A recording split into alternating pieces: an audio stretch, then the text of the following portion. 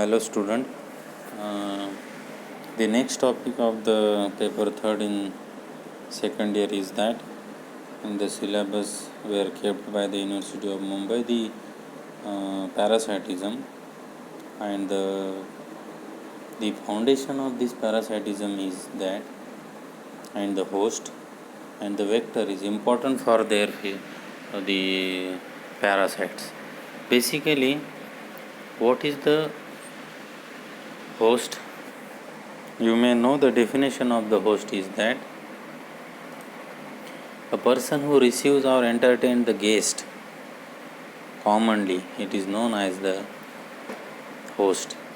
And a living animal or plant on or in which parasite lives is known as the host. Those animals, they provide the food or shelter for the other animals, that is known as the host. So the example of this host is that you can see already I have discussed in previous lecture the man and mosquito. Between these two animals, the man is a host and the mosquito is the parasites, because these mosquito, they are depend on the blood of the human.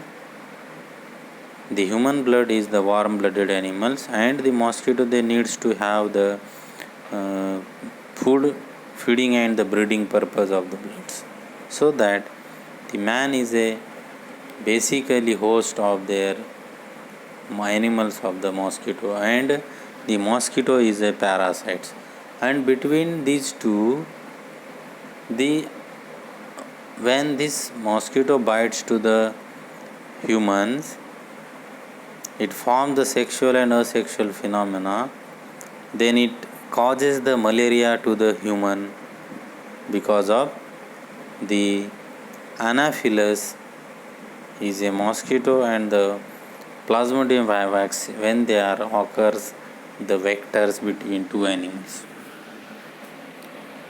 So basically the host of the example is that, another example is an organism that is infected with or is fed upon by a parasitic or pathogenic organism. For example, a virus, nematode, fungus. The term can also be applied loosely to a plant supporting the epiphyte. When you can see these types of the host is the accidental host, a host that shelter an organism which does not usually parasitism, and the incidental host, dead end host, a host that shelters an organism but is unable to transmit the organism to a different host. That is primary host, definitive host, final host, and reservoir host. So if you are going to see, there are mainly four types of the host are primary or definitive host, intermediate or secondary host, reservoir, and vector host.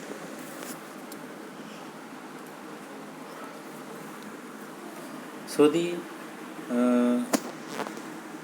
when this symbiosis, parasitism or parasitology, host and the parasite is important for the foundation of the parasitism.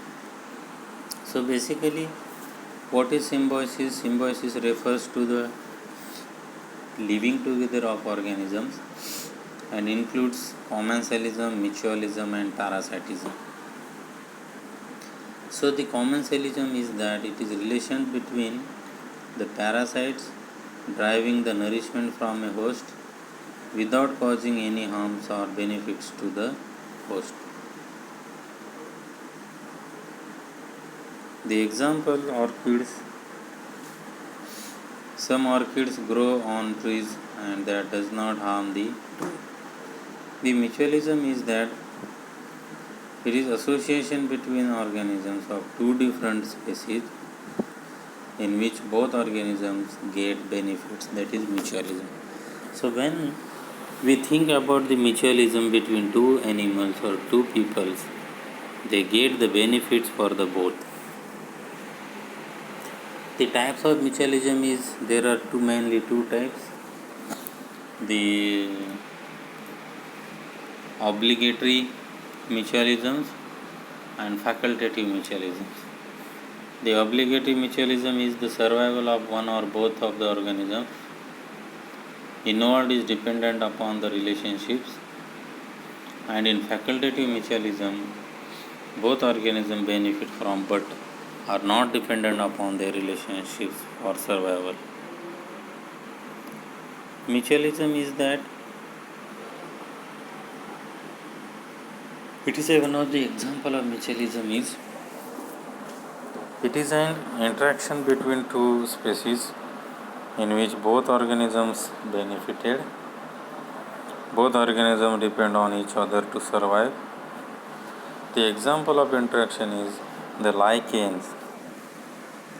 See, lichen is a hard substance. It looks like a plant, and you can see it is a dead animal. But this is a combination of green algae and a fungus. The green algae carry out photosynthesis and supplies food and oxygen to fungus. The fungus gives shelter, water, carbon dioxide, and nitrogenous compounds to green algae.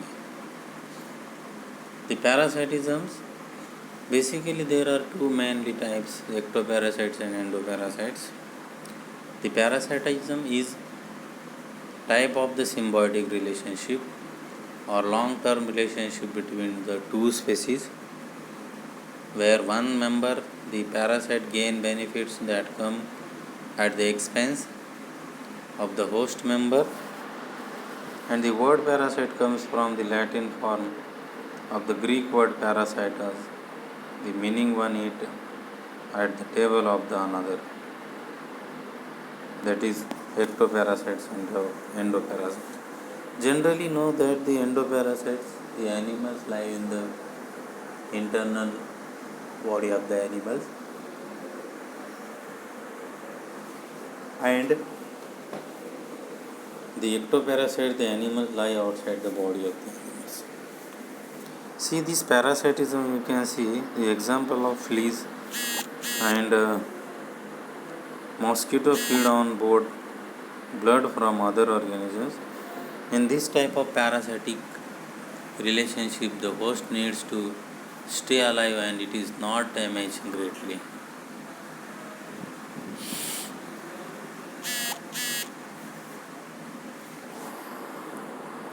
The example of fleas and mosquitoes feed on blood from other organisms. In this type of parasitic relationship, the host needs to alive and it is not damaged greatly. The normal flora are the microorganisms that lie on another living organisms, human and animal, or inanimate object without causing the diseases.